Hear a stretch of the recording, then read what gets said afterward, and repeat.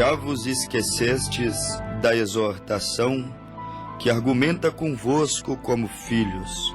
Filho meu, não desprezes a correção do Senhor, e não desmaies quando por ele fores repreendido, porque o Senhor corrige o que ama e açoita qualquer que recebe por filho. Se suportais a correção, Deus vos trata como filhos. Porque que filho há que o pai não o corrija? Mas se estais sem disciplina, da qual todos são feitos participantes, sois então bastardos e não filhos.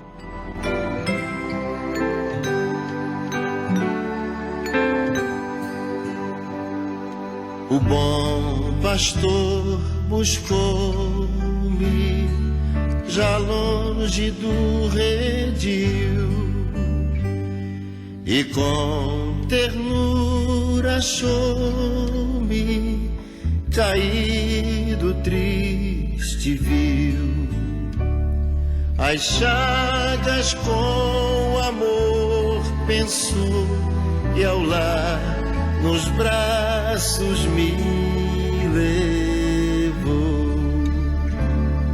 Sim, Jesus amou-me, com amor buscou-me, Ele mesmo restaurou-me a Deus, por seu sangue restaurou-me a Deus. Eis que bem-aventurado é o homem a quem Deus castiga. Não despreze, pois, a correção do Todo-Poderoso.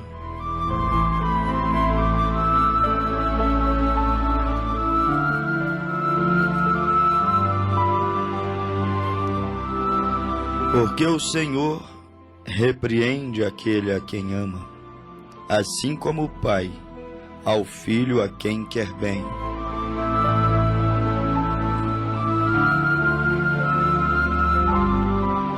Sim, Jesus amou-me, e com amor buscou-me.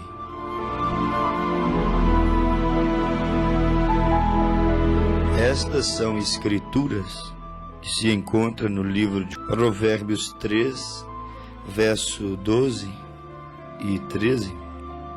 A escritura diz que o Senhor repreende, o Senhor corrige a quem ama, assim como o pai que quer ver o bem do seu filho, também o corrige.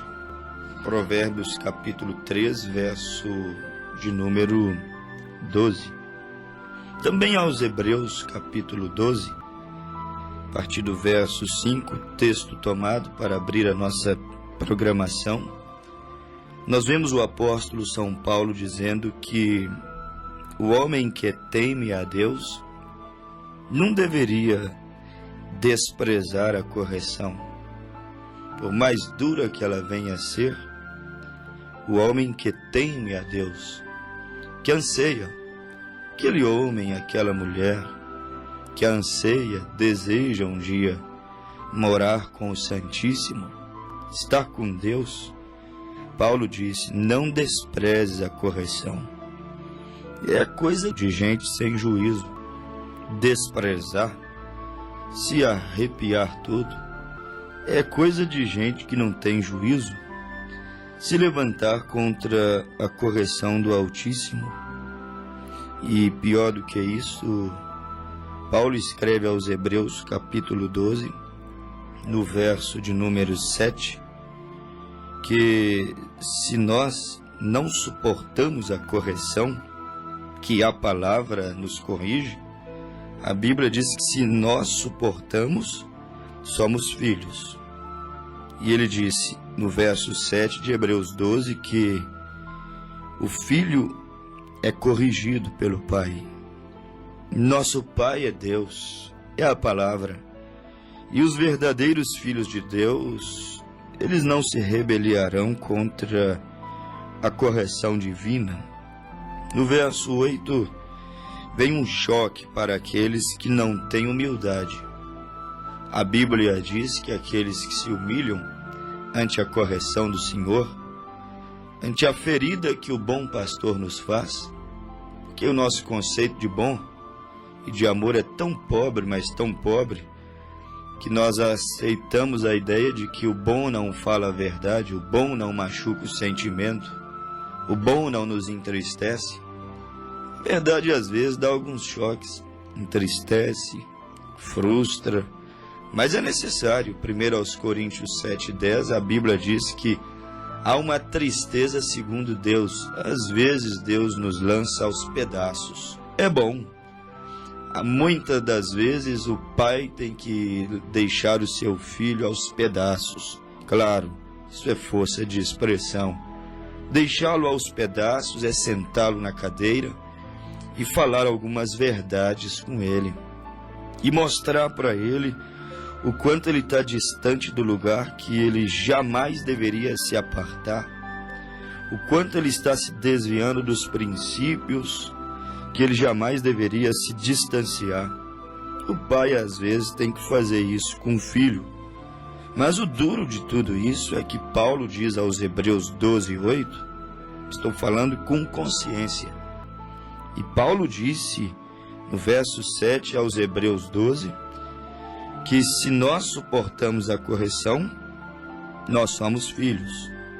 Mas no verso 8 ele diz que se estáis sem disciplina, este é o evangelho desta era chamada Era de Laodiceia. Este é o evangelho moderno que tem se disseminado no seio da cristandade, o evangelho indisciplinado, sem nenhum pudor. E Paulo fala de pudor. Pudor é vergonha, pudor é decência. E no verso 8 de Hebreus capítulo 12, Paulo diz que se estás sem disciplina, não importa quantos anos você vai à igreja, a mim nem me importa, meu amigo, minha amiga, se você é pregadora, missionária, não me importo com isso. E eu me importo em te falar a verdade, porque um dia destes, a vida aqui vai terminar e nós vamos nos encontrar além da sepultura. Haverá um juízo, que a Bíblia diz, juízo final do trono branco.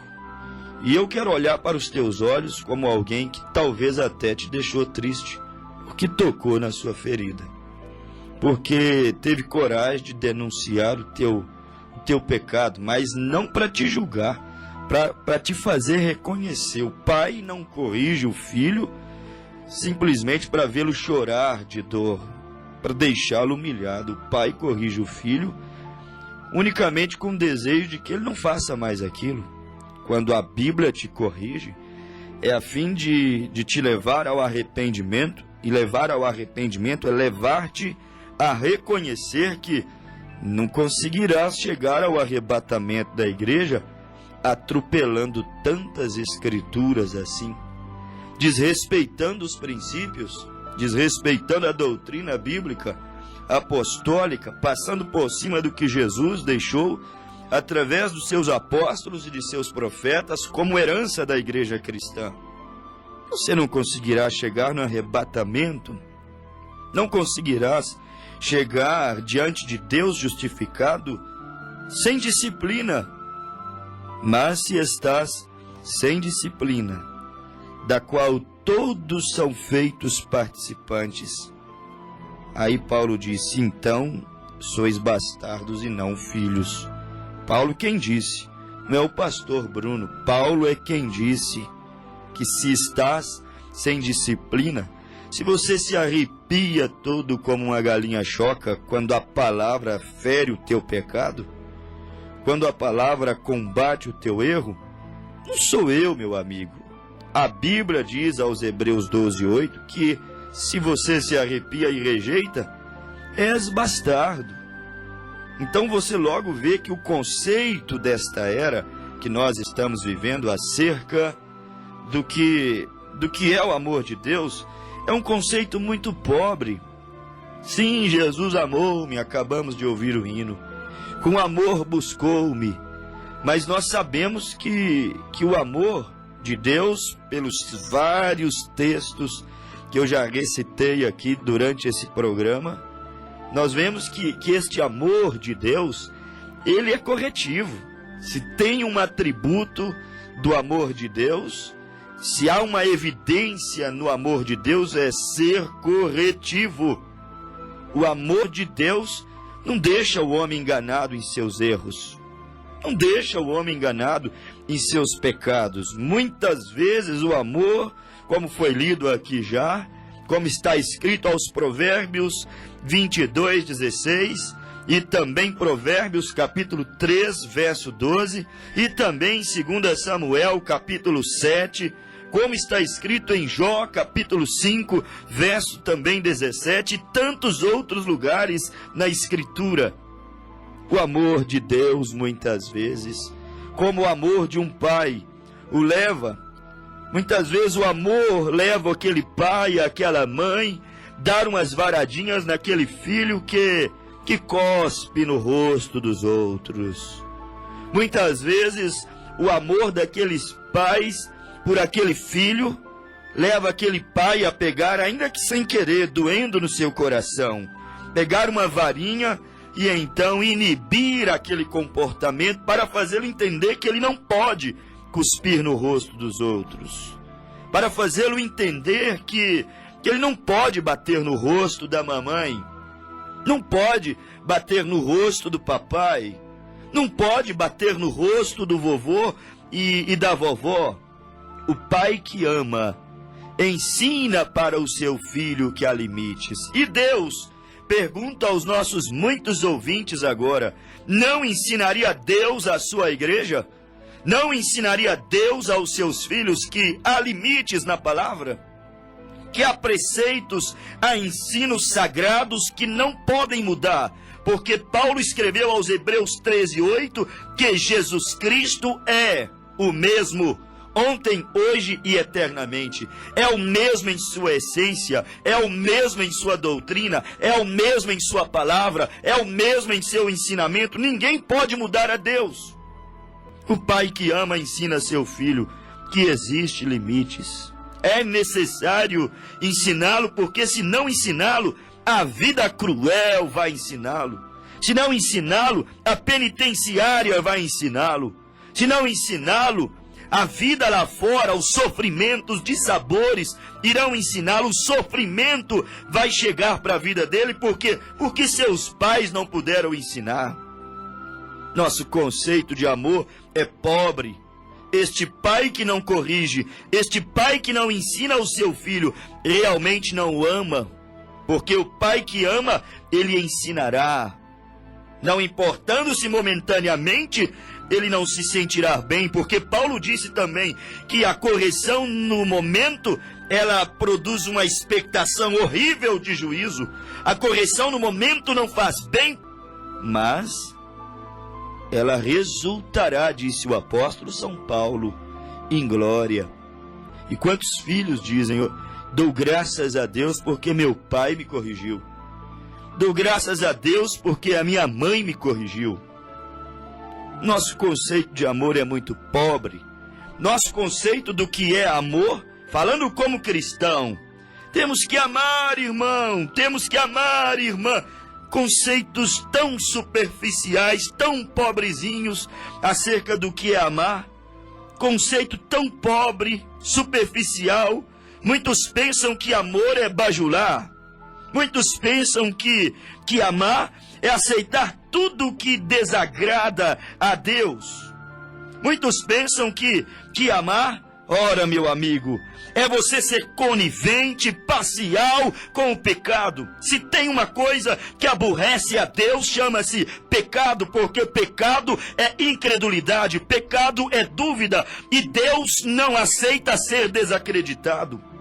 Se tem algo que Deus detesta, se é que posso dizer assim, é o pecado. Deus não gosta de pecado. Ele destruiu Sodoma e Gomorra por causa dos seus pecados imorais, por causa da sua falta de pudor, vergonha na cara. Ele destruiu Sodoma e Gomorra porque faltou santidade para Sodoma e Gomorra. E se ele, grife isso na tua consciência, se Deus não julgasse esta era que nós estamos vivendo, se Deus não queimasse essa geração que nós estamos vivendo, se Deus não queimasse esse mundo que está submerso pelo pecado, que está rejeitando a luz de Deus, que está rejeitando o sangue da aliança, que está rejeitando o evangelho de nosso Senhor Jesus Cristo, se Deus não julgasse esta terra, esta geração, se ele não destruísse, ele teria que pedir desculpas para Sodoma e Gomorra. Ele teria que ressuscitá-los e dizer: foi mal, eu queimei vocês, mas eu vou pedir desculpa para vocês. Deus, para ser justo, tem que fazer o mesmo com esta geração, porque esta geração que vivemos já sobrepujou Sodoma e Gomorra em atos de leviandade. Já sobrepujamos a Sodoma e Gomorra, esta era que vivemos. O cálice tem se derramado. A Bíblia diz em Apocalipse 18, verso 4, só não quer ver quem realmente quer ser cego. O cálice das abominações, a taça está transbordando. A Bíblia diz que seu cálice já se amontoou até o céu. E a Escritura diz, meu caro ouvinte, que pragas e juízos cairão sobre esta era que nós estamos vivendo. Sabe por quê? Porque Deus não é conivente com o pecado. Ele dá oportunidade ao pecador, e isto é a manifestação do amor de Deus. Mas nós pensamos que amar é bajular, pensamos que amar é aceitar tudo que não agrada a Deus. Pensamos que o amor é simplesmente passar a mão nos ombros, tirar cisco nas costas. Pensamos que o amor é simplesmente deixar a coisa correr solta. Às vezes o amor fere. O amor às vezes fala coisas duras. Você aceitando ou não, a palavra corretiva continuará sendo a palavra. Deus não revoga a sua palavra. Ele disse e diz: não revogarei, não farei voltar atrás minha palavra. Ele disse em Jeremias 1,12: eu velo sobre a minha palavra, eu cuido dela. O amor às vezes fere, fala coisas duras, que nos levará, ouvintes, a refletirem diante de Deus o que é melhor para nossa alma. Talvez o que você está ouvindo não é tão bom para sua carne, não é tão bom para os seus propósitos naturais, superficiais, não é tão bom para os seus intentos, meu amado, minha amada, os teus sonhos. Talvez não é tão bonzinho assim o que você está ouvindo para os teus sonhos humanistas, mas será necessário para a sua alma. É como aquele pastor lá no Oriente Médio que foi visto certa vez com uma ovelha no seu colo. Ele era pastor de ovelhas. E eles observaram que a patinha daquela ovelha estava enfaixada, engessada, e aquilo levantou questão.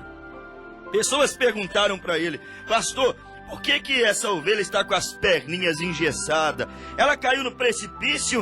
O pastor respondeu: não. Mas por que ela está com as perninhas enfaixadas? O lobo tentou pegá-la? Ele disse: não. Por que ela está com as perninhas quebradas, pastor? Aí o pastor respondeu para quem lhe perguntava. Ele disse: eu quebrei a perna dela. Ah, que coisa! Que pastor sem amor! Está sempre me condenando, está sempre me batendo, está sempre julgando os seus ouvintes. Que pastor sem amor! Ele é tão duro! Eu quebrei a perna dela. E eles perguntaram: mas o senhor é muito sem amor. Em vez do senhor passar mel, em vez do senhor carregar ela no colo, fazer massagem nela, massagear o ego dela, em vez de você ser o popular, o carinhoso para atraí-la, o senhor é muito sem amor, quebrou a perna da sua própria ovelha. E aquele pastor falou: eu fiz isso. Mas por que o senhor fez isso? Eu fiz isso porque eu amo ela. Eu fiz isso porque não quero ver ela na boca do lobo. Eu fiz isso porque não quero ver ela ir para o inferno. Eu prego assim porque não quero vê-los fritando no Hades. Eu prego assim porque não quero vê-los decepcionados no juízo do trono branco. Por que você fez isso, pastor? Quebrou a perna da ovelha, deixou ela triste. Ei, pastor, o senhor tem o dom de nos entristecer, o senhor tem o dom de nos deixar para baixo, o senhor tem o dom de nos machucar. O que o senhor quebrou a perna da ovelha? Ele disse, sabe por quê? É porque as outras ficavam tudo pertinho de mim aqui. Ela estava sempre arredio, distante, distraída, dispersa. Qualquer vento doutrinário ela ia. Qualquer ventinho que passava ela seguia. Qualquer cheirinho que vinha ela ia atrás. Ela era tão dispersa, sempre distante de mim. Bom pastor Jesus, bom pastor palavra. Ela estava sempre tão distante dos preceitos, tão distante da minha palavra, tão distante da minha verdadeira doutrina.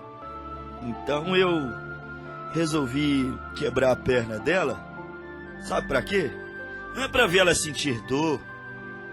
Sabe para que eu resolvi quebrar a perna dela? Para deixar o focinho dela agora sempre no meu peito, todo dia. Sabe por que eu quebrei as pernas dela agora? Eu quebrei as pernas dela para poder deixar ela agora todos os dias no meu colo. Eu quebrei as pernas dela, sabe por quê? Porque eu a amo e queria ver ela tão pertinho de mim. Meu amor me fez quebrar a perna dela. O amor de Deus nos fere às vezes. O amor de Deus nos corrige às vezes. Mas, meu caro ouvinte, esta geração está cada dia mais mal acostumada, perdendo o conceito do que significa o amor de Deus. Estamos vivendo em uma era em que o evangelho não é corretivo. Estamos vivendo em uma era em que o evangelho não exorta, não redargue, não ensina. Como disse Paulo em 2 Timóteo, capítulo 4, escrevendo àquele grande homem de Deus, ele disse com palavras bem claras: sofre a sã doutrina, meu caro filho, sofre a sã doutrina, Timóteo, conjuro-te, pois, diante de Deus e do Senhor Jesus Cristo, que há de julgar um dia vivos e mortos na sua vinda e no seu reino, pregues a palavra. Não tenha medo de ferir, não tenha medo de ensinar, não tenha medo de mostrar o que está escrito. A tempo ou fora de tempo, redarguas, repreendas, exortes, com toda a longanimidade e doutrina, porque virão tempos trabalhosos, em que não suportarão a sã doutrina, mas já amontoarão para si doutores, para suas próprias concupiscências, e desviarão seus ouvidos da verdade, para ir atrás das fábulas, para ir atrás do novo conceito do que é amor. O povo pensa que amar é não falar a verdade, amar é não combater o pecado, amar é esquecer que existe um inferno, uma condenação vindoura. Eles pensam que amar é não pregar a santidade, amar é não mostrar que é um caminho estreito. Mas, meu caro ouvinte, o amor de Deus fala assim com você, a fim de te despertar, de te mostrar que é um caminho estreito, que te leva a Deus. Mas o mundo está desacostumado com esse evangelho como que o de João Batista.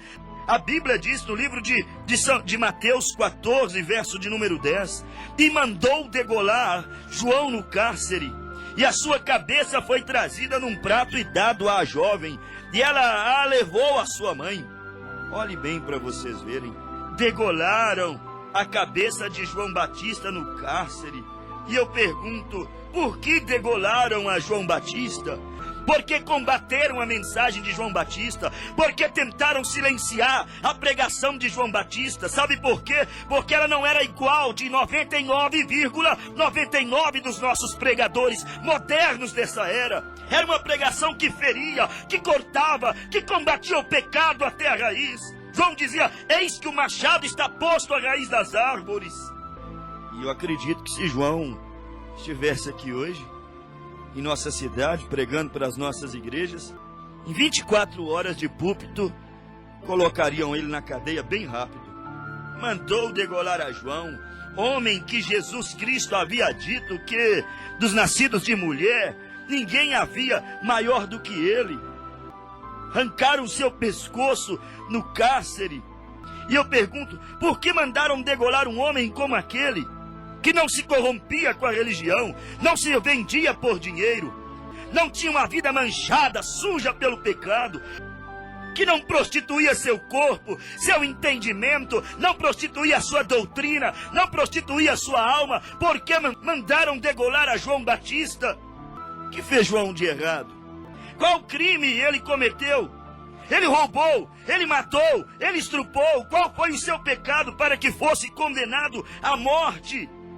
Ele era um pregador leviano que abusava das suas virgens. Ele era um pregador leviano que desrespeitava as mulheres da sua igreja. Qual foi o pecado de João? Ele não cometeu crime algum. Então por que condenaram a João? Isso foi porque João teve coragem de falar a verdade. E a verdade muitas vezes desperta a fúria dos que amam a mentira. A verdade muitas vezes desperta a fúria daqueles que amam os negócios ilícitos. A verdade incomoda os que amam a coisa pervertida. Incomoda aqueles que em verdade não querem abrir mão do pecado, mão da religião, mão das coisas naturais para herdar o reino de Deus. A verdade que João Batista pregava, ela ia de choque, por isso degolaram João, ia de choque às religiões daqueles dias. A verdade que João pregava, ela se opunha àquele evangelho que não priorizava a salvação da alma. Logo quando eles ouviram João Batista, eles começaram: João nos deixa para baixo, você acredita que eu fui na igreja de João? João apontou o dedo e disse: Herodes, Herodias, não é lícito possuir essa mulher, vocês estão em adultério, arrependei-vos. João não era muito educado, não. Eu não sei se essa geração conseguiria crer num profeta como João. Acredito que não. Geração social, geração que não pode ter o seu pecado combatido, geração que não pode ser corrigido por Deus, por sua palavra, geração que brinca com a Bíblia, geração que brinca e se diverte com a igreja. Fico pensando, se João estivesse aqui. Há coisas que eu vejo e penso, se Elias estivesse aqui e olhasse como que essas mulheres estão se vestindo dentro das igrejas e se chama mulher de Deus. Hebreus capítulo 12, verso 8. Se não és filho, se és bastardo, ficarão revoltados. Essa geração dodói que não pode ser disciplinado pela Bíblia, pela palavra, que não pode ouvir uma mensagem do calibre de Paulo, de Pedro, de Jesus, de João. Para a geração apostatada, caída, realmente João seria muito indesejável. Mas para os filhos de Deus, eles diriam: isto é verdade. E mesmo que houvesse um filho de Deus em pecado, em adultério, enredado com o que quer que esteja, com os vícios, com o álcool, o filho de Deus, ao ouvir essas verdades, ele diria: Deus, é isso que eu quero. Conhecereis a verdade, e a verdade nos libertará. Liberta-me pelo poder da tua verdade. Deus, eu me arrependo dos meus pecados. Jesus, eu te aceito como meu Salvador. Oh, meus amigos, louvado seja Deus. Quando a palavra te ferir, prostre-se de joelho e diga: Deus, eu me humilho debaixo da tua palavra, eu me humilho debaixo das tuas potentes mãos, porque tua palavra diz que os que se humilham, estes serão exaltados. Seja como aquele publicano e não como o fariseu. Lucas 18, verso 23. Se humilha, se prostre, mas diga: Deus, eu careço de tua graça. Que amor maior do que este? Antes do fogo cair na grande tribulação, antes dessa terra suja pelo pecado ser queimada, Deus tem enviado um profeta, Deus tem enviado uma mensagem, estão chamando todos a vir se prepararem para o grande escape, para subir no arrebatamento da igreja. Quer um amor maior do que este? Deus advertindo uma era antes do juízo de Deus ser derramado. Se você não se posiciona, você não ama nem a sua própria alma. Tua carne vai voltar ao pó, vai apodrecer. Carne e sangue não herda o reino de Deus, Não me importo em magoar a tua carne, mas me importo tocar em tua alma. Digo assim porque amo a tua alma e sei que tua alma só poderá se salvar se tu obedeceres ao Senhor. A Bíblia diz: se tu queres o verdadeiro e autêntico Espírito de Deus, receba a correção e obedeça ao Senhor.